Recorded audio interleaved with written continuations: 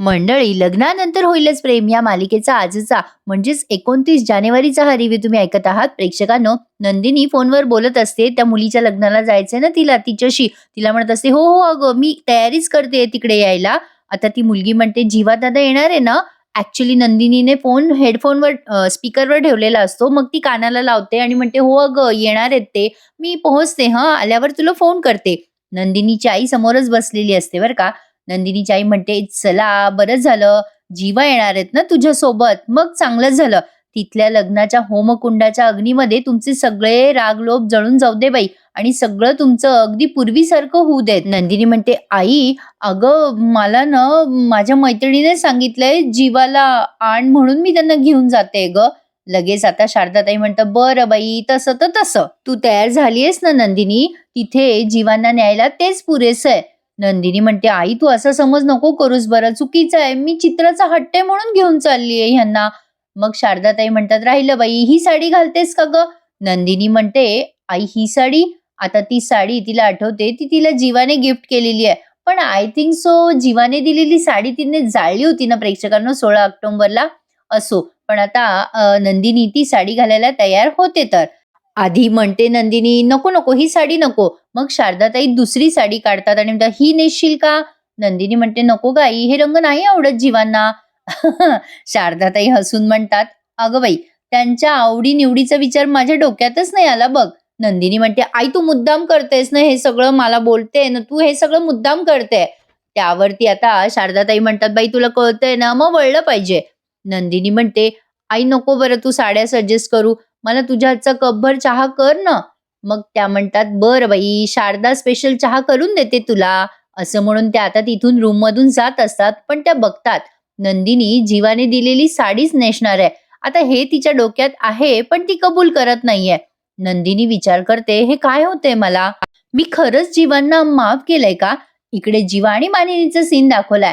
जीवा म्हणत असतो, "अगं आई, नंदिनी आता मला कुठल्याही क्षणी माफ करणार आहे.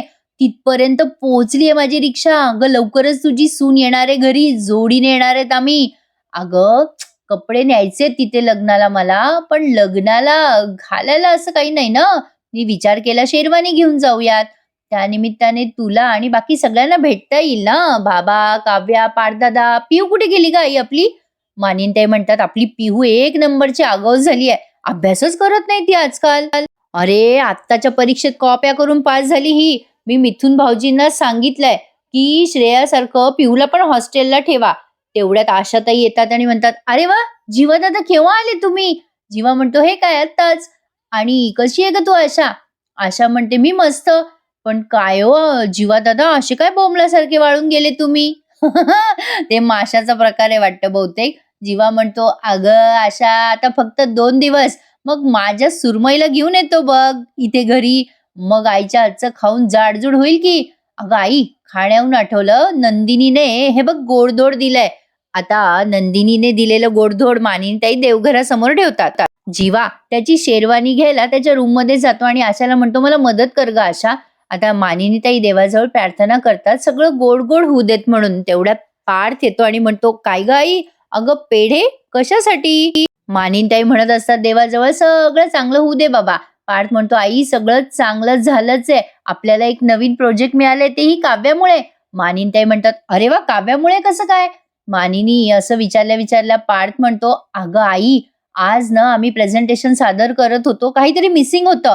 काव्या आल्या तितक्यात डबा घेऊन आणि त्यांनी अगदी परफेक्टपणे त्यांचा मुद्दा त्या क्लायंट समोर मांडला. अगं आई, ते क्लायंट खुश झाले, खूप अप्रिशिएट केलं त्यांनी.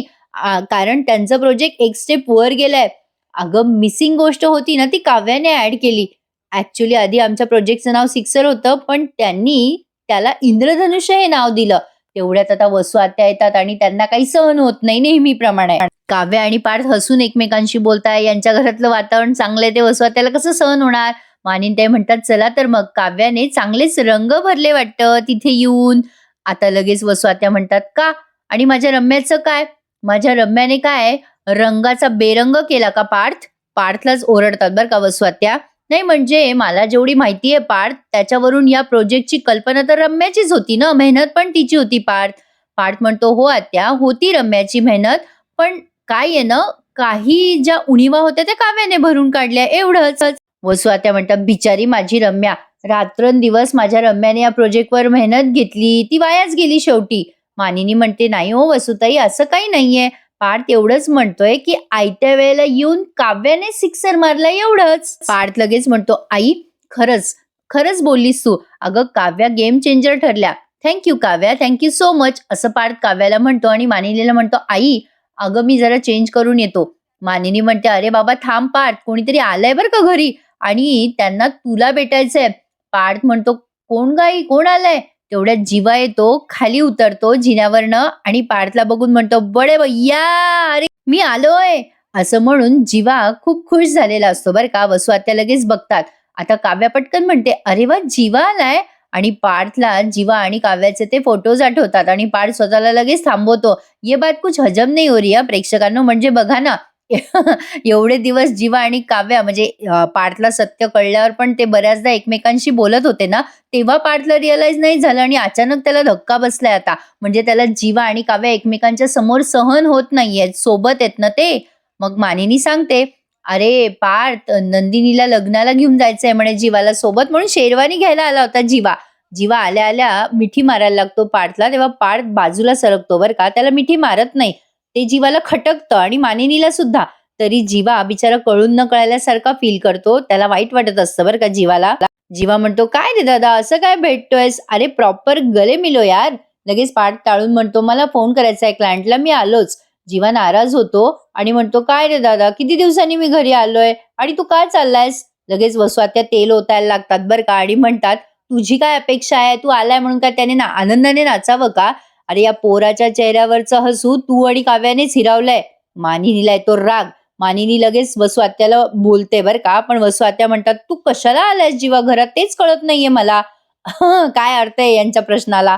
मानिनी म्हणते, वसुताई काय बोलताय तुम्ही, कळतंय का तुम्हाला? या दोघांच्या मध्ये कशाला पडता तुम्ही? या दोघांचं हे दोघं बघून घेतील ना. वसू आत्या लगेच म्हणतात, काय आहे ना मानिनी, हा इथे आल्यामुळे पार्थला किती त्रास होतोय तुला नसेल दिसत ग, पण मला सगळं दिसतं बरं, म्हणून मी बोलते. आता लगेच वसू आत्या म्हणतात, चुकतंय का बाई मानिनी माझं काही?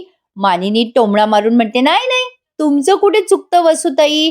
अहो तुमच्या चुकांचे पाढे आम्ही तुम्हाला वाचून दाखवत नाही ना, म्हणून तुम्ही वाटेल ते बोलत राहता. प्लीज वसुताई, आता मध्ये मध्ये बोलू नका. उगाच माझ्या पोरांमध्ये अंतर वाढवायचा प्रयत्न करू नका. वसू आत्या लगेच म्हणतात, कोणामुळे अंतर पडलं आणि कोणाला बोलतेस मानिनी? लगेच पार्थ म्हणतो, बस करा आता, काही भांडू नका दोघी जणी तुम्ही. मला क्लायंटला फोन करायचा आहे, मी आलोच, असं म्हणून पार्थ चालला जातो बरं का. पण मानिनीला येतो राग वसू आत्याचा. मानिनी म्हणतात, या घरात कोणाला कोणाचं भलं झालेलं सहनच होत नाही. वसू आत्याला कळतं हा टोमणा त्यांच्यासाठी आहे. काव्या म्हणते, जाऊ द्या ना आई, रोज संध्याकाळी आपण देवासमोर उभं राहून शुभम करोती म्हणतोच ना, शत्रुबुद्धी विनाशाय आपण उगाच नाही म्हणत. लगेच वसू आत्या म्हणतात, ए काव्या काय बोलते ग? जीवा म्हणतो, जाऊ द्या आई, ठीक आहे, दमला असेल दादा आणि येईल तो परत, आणि पुढच्या वेळेला मी पण येणारच आहे परत या घरात, आणि आई पुढच्या वेळेला मी तुझ्या लाडक्या सुनेला म्हणजे नंदिनीला घरात घेऊन येणार आहे, असं म्हणून जीवा आता निरोप घेतोय त्याच्या आईचा. जीवा निघून जातो. मग काव्या वसू आत्याची चांगलीच खबर घेते. काव्या म्हणते, एक गोष्ट लक्षात ठेवायची आत्याबाई, तुम्ही कितीही प्रयत्न केले ना तरी सुद्धा जीवा आणि पार्थ एकत्र येणार म्हणजे येणारच. आणि नंदिनीताई म्हणजे तिच्या लाडक्या बहिणीला म्हणजे काव्याला माझी नंदिनीताई एक्सेप्ट करणारच. काहीही करा हो तुम्ही, तरी दोन भावांमध्ये आणि दोन बहिणींमध्ये तुम्ही अजिबात घुसू शकत नाही. आणि आता तर काय, नंदिनीताई उद्या तर जीवाला घेऊन एका लग्नात चालली आहे. लग्नातला माहोल बघून नाही त्यांच्यातलं प्रेम परत आलं ना, तर नाव नाही सांगणार काव्या पार्थ देशमुख. काव्याने वसू आत्याला असं धमकवलंय, दोघीच आहेत तिथे, बाकी कोणी नाहीये. काव्या एवढं बोलते आणि चालली जाते. ते वसू आत्याला काय सहन होतंय का? वसू आत्या आता स्वतःच्या मनाशीच रागराग व्यक्त करतात. वसू आत्याला काही सहन होत नाहीये हे सगळे एकत्र येत आहेत ते, पण असो काहीतरी ट्विस्ट आणि टर्न मालिकेत येणारच नेहमीप्रमाणे. इकडे जीवा आणि नंदिनी पोहोचलेत बरं का लग्नात. नंदिनीला ही साडी आणि या साडीचा रंग खूप खुलून दिसतोय प्रेक्षकांनो. आता जीवा आणि नंदिनी ते लग्नाचं वातावरण खूप एन्जॉय करत असतात. तिथे ते सगळं वातावरण बघून जीवा म्हणतो, वाव, सहज सुंदर आणि सिंपल डेकोरेशन केलंय बघ नंदिनी. अगदी नंदिनी जीवा देशमुख सारखं. नंदिनी म्हणते, "काय हो जीवा, प्रत्येक गोष्ट माझ्याशीच जोडायची सवय लागली आहे का तुम्हाला?"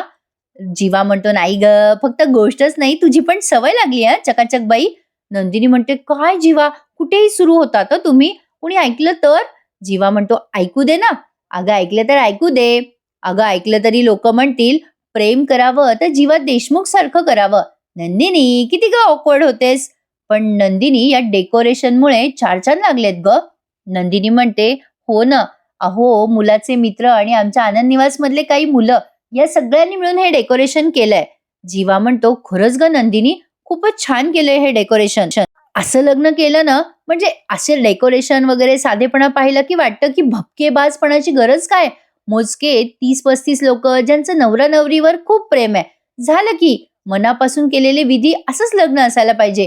हो, हे खरं आहे हां प्रेक्षकांनो. म्हणजे आता ठीक आहे, प्रत्येकाचा व्ह्यू वेगवेगळा असतो. पण कमी लोकं बोलवली ना, ती प्रेमाची लोकं असली, तर दाम्पत्यांना पण आशीर्वाद मनापासून मिळतो. हे जीवाचं बोलणं पटलंय बरं का मला. तुम्हाला काय वाटतं? तर असो, नंदिनी आणि जीवा आता आत गेले आहे मंडपामध्ये आणि तिथे जीवा नंदिनीला म्हणतो पुन्हा, म्हणजे ॲक्चुअली गेल्या-गेल्या नंदिनीला गजरा दिला जातो. नंदिनी आता तो गजरा लावत असते, तेव्हा जीवा म्हणतो, "नंदिनी, मी तुला मदत करू का?"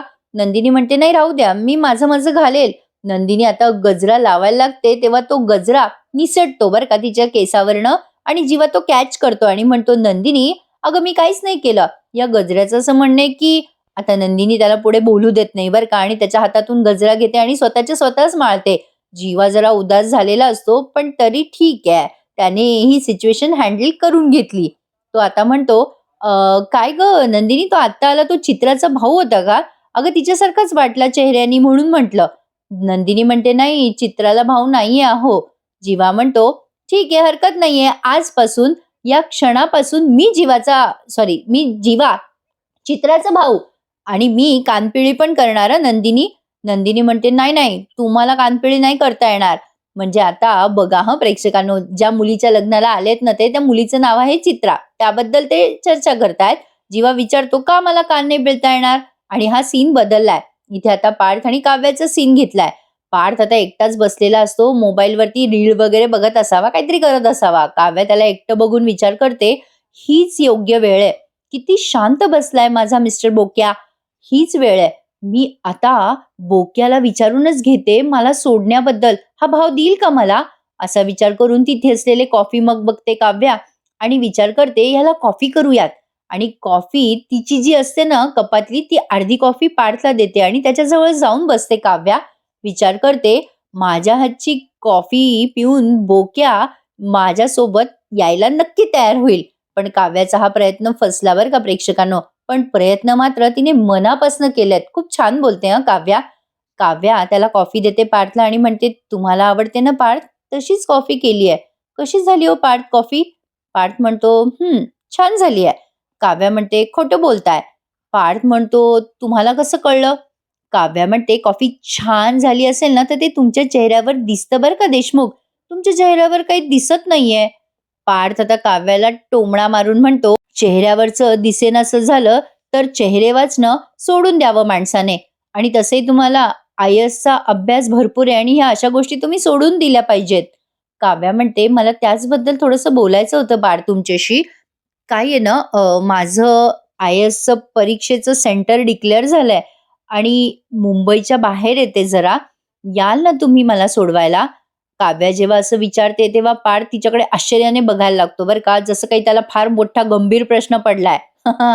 काय यार प्रेक्षकांनो, पार्थ जरा जास्तीच भाव खातोय असं मला का वाटतंय कोणास ठाऊक. पण असो, आता इकडे नंदिनी आणि जीवाचा सीन दाखवलाय. नंदिनी जीवाला म्हणते, "नाही हं जीवा, तुम्ही भाऊ म्हणून नाही बसू शकत चित्राजवळ." जीवा म्हणतो, "अगं पण का नंदिनी?" नंदिनी म्हणते, "कारण आपल्याला लग्नात जीवाचं कन्यादान करायला बसायचंय." जीवा आश्चर्याने म्हणतो, "काय सांगतेस नंदिनी?" पुन्हा काव्या आणि पार्थचा सीन दाखवलाय. काव्या पार्थला म्हणते, "असं काय करता पार्थ? या ना माझ्यासोबत मला सोडवायला." काय आहे ना, इथे आल्यापासून ना माझी सगळी शक्ती तुमच्या मागे-मागे धावण्यातच जाते. तुमचा राग आणि रुसवा घालवण्यातच गेली आहे. मला सांगा पार्थ, मी जर असे प्रयत्न केले नसते, तर तुमची नाराजी, तुमची फिरकी मी कशी घेतली असती? असं काय करता पार्थ? बोलायचं नाही का तुम्हाला माझ्याशी? पार्थ, मला माहीत नाही तुम्हाला या गोष्टीची जाणीव आहे की नाही, पण मी जर हरले, तर तुम्हीही हरलात ना पार्थ. आता पार्थ तिला काहीच बोलत नाही. शांतपणे ऐकून घेत असतो तिचं बोलणं. काव्या म्हणते, "आपण एकाच टीममध्ये आहोत ना?" We are in same team." Parth आता काहीच बोलत नाही आणि जरा शांत बसतो. पण काव्या म्हणते, "कसं असतं ना पार्थ, लोकांना असं वाटतं, की आपण एकमेकांच्या अगेन्स्ट आहोत. पण तसं नाहीये पार्थ. मी मी इथे तुम्हाला जिंकायला किंवा तुम्हाला हरवायला नाही आली आहे. मी इथे आली आहे ते म्हणजे ते फक्त तुमच्यासाठी, माझ्या पार्थ देशमुखांना परत मिळवण्यासाठी." "हो पार्थ, हे खरं आहे." पार्थ तिच्याकडे पाहत असतो. काव्या खूप भावूक होते आता आणि म्हणते, "काय झालंय पार्थ? ॲक्चुअली म्हणजे मी थकूनच गेले हो आता. खूप थकून गेली आहे. मला ना आता थकायलाच झालंय. काय आहे ना तुमच्या सतत मी मागे-मागे करतीये, हसून, खिळून म्हणजे हसतेय, तुम्हाला हसवतीये, सारखी कपडे बदलून तुम्हाला मनवून थकून गेली आहे हो ही काव्या. आता ना मी मी खरंच शांतपणे मला तुमच्याशी बोलायचंय. मला ना माझ्या मनातलं तुम्हाला सगळं सांगायचंय. हो पार्थ, हा प्रवास हा प्रवास त्यासाठी एक चांगलं निमित्त ठरेल पार्थ. तुम्ही याल ना मला तिथे सेंटरवर सोडवायला?" पार्थ आता काही सेकंड विचार करतो. काव्या पुन्हा म्हणते, "याल ना पार्थ सोडवायला?" आणि पार्थ चक्क नाही असं म्हणतो काव्याला. म्हणूनच म्हटलं मगाशी, की पार्थने काव्याचं मन दुखवलंय.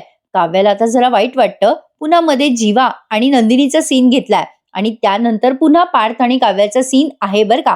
आता इकडे जीवा म्हणतो, "काय म्हणतेस नंदिनी? खरंच आपण कन्यादान करणार आहोत?" नंदिनी म्हणते, "सॉरी जीवा, तुम्हाला जमणार नाही का?" "सॉरी, माझं चुकलं. मी तुम्हाला आधी विचारायला हवं होतं. चुकलं माझं. मी काय करू जीवा? मला काही सुचलंच नाही हो.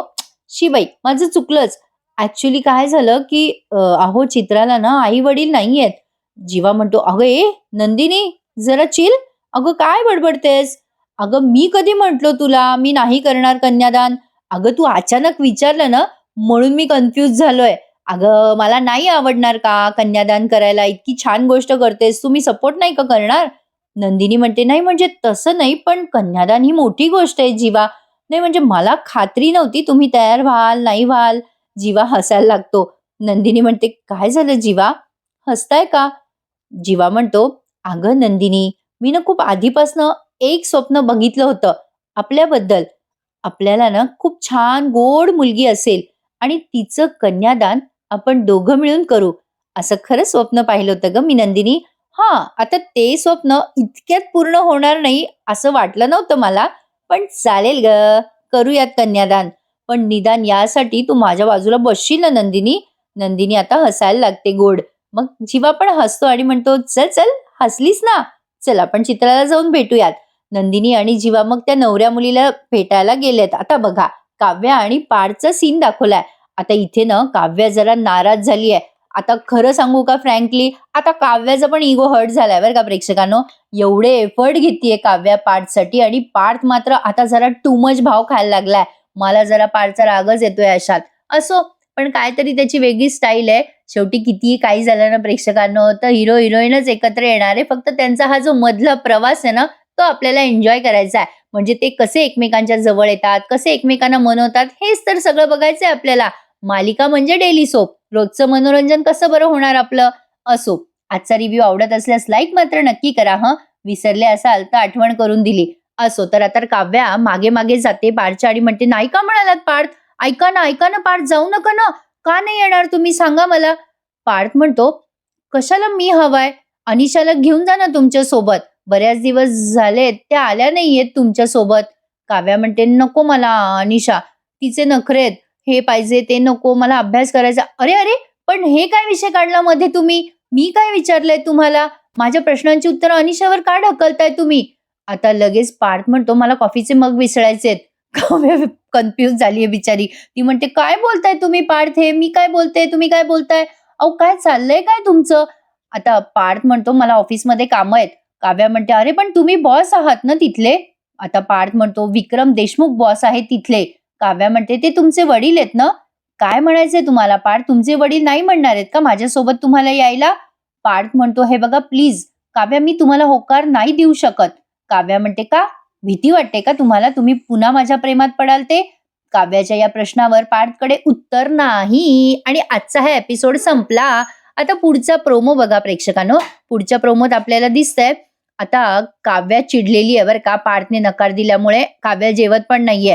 पार्थ आता तिच्या पुढे-पुढे करायला लागतो आणि जेवणाचं ताट घेऊन येतो आणि म्हणतो, "काव्या तुम्ही जेवला नाही, जेवा बरं." काव्या म्हणते, "मला नाही माझ्याकडे वेळ नाहीये जेवायला." असं म्हणून ती अभ्यासाला बसते. मग पार्थ येतो आणि तिला जेवू घालतो मुद्दामच. चाललीये दोघांची लाडीगोडी. इकडे नंदिनी लग्नाच्या तिथे प्रवेश करत असते कन्यादान करण्यासाठी तर पडते. मग जीवा तिला असं धरतो आणि मालिकेचं टायटल सॉन्ग वाजवतं. बापरे बाप! काय होणार आहे प्रेक्षकांनो पुढे काही सांगता येत नाही. तसा आजचा एपिसोड नॉर्मल होता. खूप काही खास नव्हता, पण छान दाखवला त्यांनी नेहमीप्रमाणे.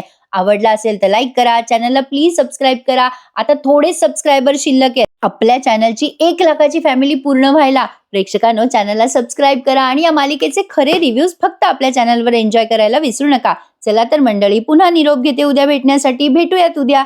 लग्नानंतर होईलच प्रेम या मालिकेच्या इंटरेस्टिंग रिव्ह्यू मध्ये. तोपर्यंत टेक केअर हा मंडळी. धन्यवाद.